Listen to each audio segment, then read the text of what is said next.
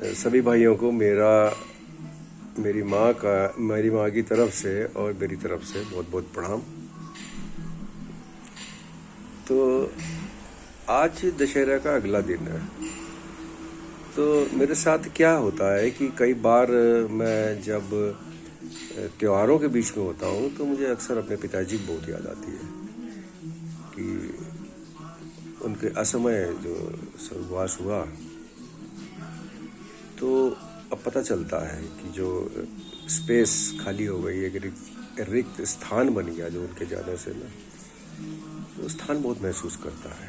खैर अभी कभी कभी करता है, खास तौर पर त्योहारों पे करता है। खैर तो मैं बैठा हुआ सोच रहा था, मैंने कहा कि पिताजी के बारे में अपने, तो क्या हुआ कि ये कुछ बात है जो मैं आपसे शेयर करना चाहता हूँ आप लोगों से। मैं अपने पिताजी से कुछ बातों को लेकर मैं उनसे नाराज रहता था सारी जिंदगी, जब से होश संभाला मैंने, कुछ बातों को लेकर। और मैं उनसे कभी बोलता नहीं था, लेकिन काफी समय बाद, उनके रिटायरमेंट के बाद जब मैं उनके साथ रहने लगा तो उन्हें मैं इग्नोर तो कर नहीं पाता था। छोटा सा घर है हमारा, छोटे से 2-4 कमरे हैं बस, तो आमने सामने पड़ ही जाते थे। फिर सबसे बड़ी बात टीवी एक है, तो टीवी तो देखना मतलब मैंडेटरी होता है ना तो मुलाकात होती रहती थी। लेकिन वो जो नाराजगी थी या खुंदक थी वो मेरे मन से कभी गई नहीं पिताजी के प्रति। पर मैं उनसे बोलता नहीं था, व्यवहार में मैं ये सब चीज़ों में नहीं था। व्यवहार में जितनी सेवा हो सकती है मेरे से, जितनी मुझे क्षमता है मैं करता था, मम्मी की भी पापा की भी, आज भी करता हूँ अपनी माता जी की, जितना हो सकता है। तो क्या हुआ कि उन दिनों में बहुत तगड़ा अल्कोहल का एडिक्शन में था, पूरा एडिक्टिव पर्सनैलिटी थी, कंफर्म्ड अल्कोहलिक था। तो होता क्या था कि जब कभी मैं पीता था, मैं शराब, मैं बेहिसाब पीता था। कोई हिसाब तो होता नहीं मेरे पीने का, होता था मतलब। तो जब मैं शराब पीता था, जब मैं नशे में होता था अच्छे खासे, तो मैं अपने पिताजी के पास जाकर फिर उनसे मैं गिनाने लगता था कि आपने जो नाराज़गी थी मेरी, वो मैं बोलता था। अब वो मुझे तो लगता था जेन्युइन है एकदम, लेकिन हमारे पिताजी ने कभी स्वीकार नहीं किया। उल्टे वो थोड़ी बहुत डरने भी लगे मेरे से कि जब भी उन्हें देखते थे कि ये साला पी के आया है छकवा शराब, तो मुझसे कटते थे, क्योंकि उन्हें पता था कि ये थोड़ी देर में ये मेरे पास बैठ के तो फिर पुराने वही टेप रिकॉर्डर चालू करेगा। तो बात ये थी कि मैं वैसे नहीं बोलता था, लेकिन जब मैं शराब की इन्फ्लुएंस में होता था तो मैं बोल दिया करता था उनसे। तो धीरे धीरे क्या हुआ, मेरे में और पिताजी में दुनिया थोड़ा वैसे बनने लगी उनकी तरफ से। उनकी तरफ से भी क्या है, वो मेरी तरफ से उन जो भी है, मतलब दूरी बनने लग गई थोड़ी बहुत। और मैं नाराज़गी मेरे जो दिल में थी, खुंदक में जो थी, वो रही, हमेशा रही। लेकिन उसका हुआ क्या, ये क्या हुआ उस खुंदक का, उस नाराज़गी का? क्योंकि देखिए ऐसा हुआ कि एक दिन अचानक मैं यहाँ नीचे कमरे में बैठा हुआ था जहाँ पिताजी हमारे बैठते थे, और जहाँ वो उनका कमरा था पिताजी का, वो मेरे पास है। तो एक दिन की बात है, वो ऊपर से आए, क्योंकि मेरा बड़ा भाई आ रखा था, छोटा भाई भी ऊपर ही था, उन दोनों तो तीनों बैठे हुए कुछ बात कर रहे थे। इतने में क्या हुआ कि वो नीचे उतरे और दोनों भाई मेरे पूछते रहे, पापा क्या हुआ क्या हुआ? वो कुछ नहीं बोले, सीधे उतार नीचे आए। नीचे मैं बैठा हुआ टीवी देख रहा था, तो आके उन्होंने मेरे से बोला, उन दोनों से नहीं बोला, वो मेरे से आगे कहने लगे, यार बाबा मुझे सांस नहीं आ रही यार, सांस नहीं आ रही। तो अब मैं तो टाल मटोल वाला आदमी, हल्का मतलब प्रोक्रेस्टिनेशन वाला आदमी मैं। अब मैं होश में तो था, लेकिन मैंने कहा हाँ हाँ क्या कर रही है वो। तो खैर वो मेरा बड़ा भाई वो तुरंत आया नीचे उतर के और उसने क्या हुआ तो मैंने बताया पापा का ये हो रहा। खैर वो ले गया, हॉस्पिटल में भी गया, डॉक्टर के घर गए, सब कुछ कराया। उसने कहा कि आप जो भी डॉक्टर ने बताया हमने किया। हमने क्या किया, मेरे बड़े भाई ने किया, और मेरा छोटा भाई जो था वो सेवा में ही रहा मम्मी पापा के, और बहन हमारी शायद पता नहीं, मुझे ठीक से याद नहीं आ रहा। खैर वो घर पे ही होगी, मम्मी और घर ही पे थी शायद। खैर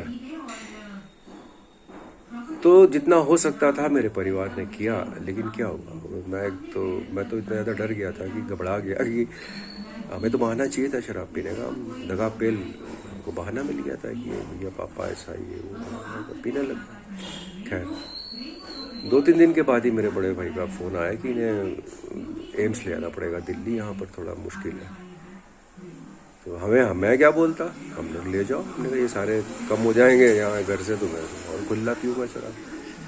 खैर ये वहाँ पहुँच गए, ये दिल्ली पापा को लेके जा रहे थे, और बीच में ही उनका स्वर्गवास हो गया।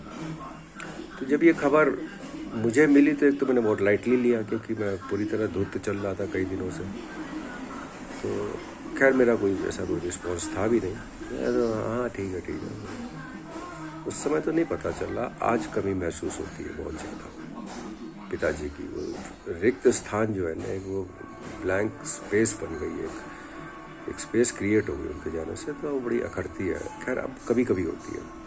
तो हाँ, मैं बात कर रहा था, तो अब बताइए वो जो नाराज़गी मैंने रखी हुई थी उनके प्रति, हालांकि मैं बोलता कभी नहीं था, बोलता मैं शराब पी गई था, तो उसका हुआ क्या हुआ उस नाराज़गी का, है ना।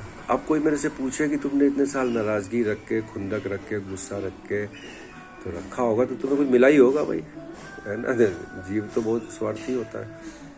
क्या मिला क्या तुम्हें, हमें बताओ, तुम्हें क्या लाभ हुआ और क्या हानि हुई, तो मैं क्या बताऊँ किसी को।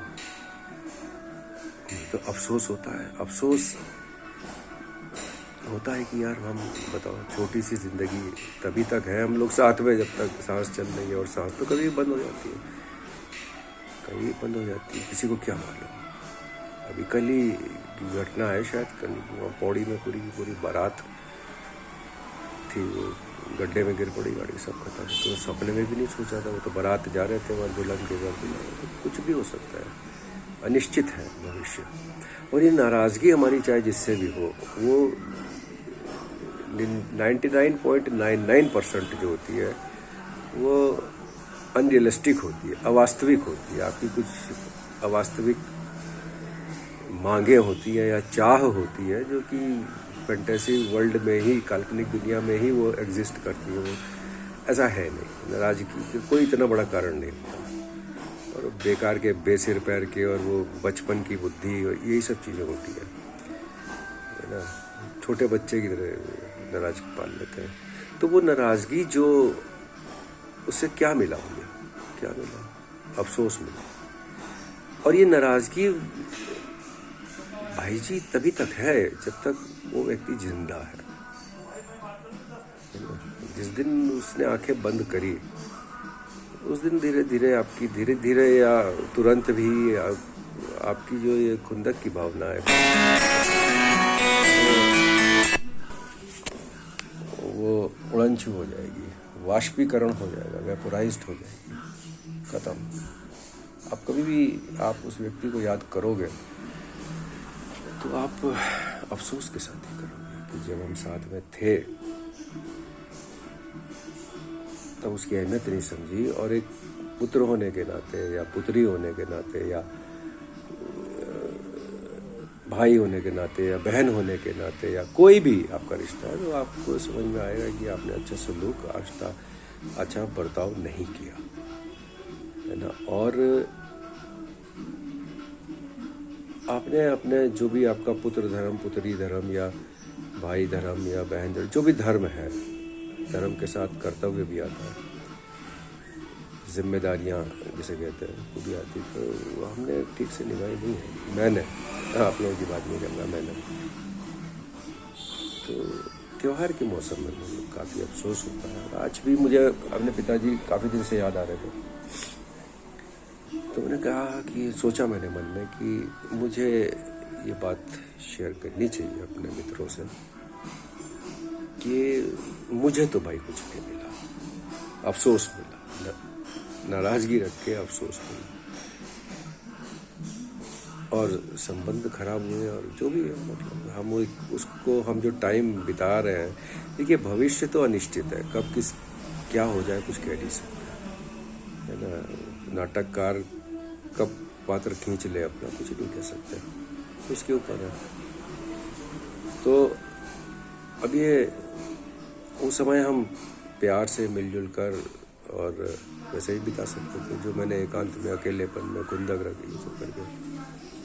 हालांकि मैं तो फिर भी खुंदक कितनी भी हो, मैं सेवा में उसको कभी नहीं कर रहा था, इसीलिए तो मैं उतर के मेरे पास आए, नहीं तो मेरा बड़ा भाई था, छोटा भाई था, उन्होंने उससे कुछ नहीं कहा, आए सीधे मेरे पास।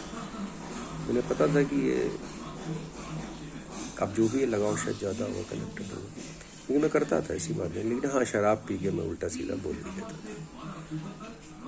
तो नाराज़गी रखने से भाई मुझे तो कुछ मिला नहीं, अफसोस मिला है, और बाकी क्या बोलूँगा। बाकी वो जो रिक्त स्थान जो रिक्त हुआ है वो तो अब भरेगा नहीं, और यादें सब अफसोस है, सिर्फ अफसोस है बस। तो चलिए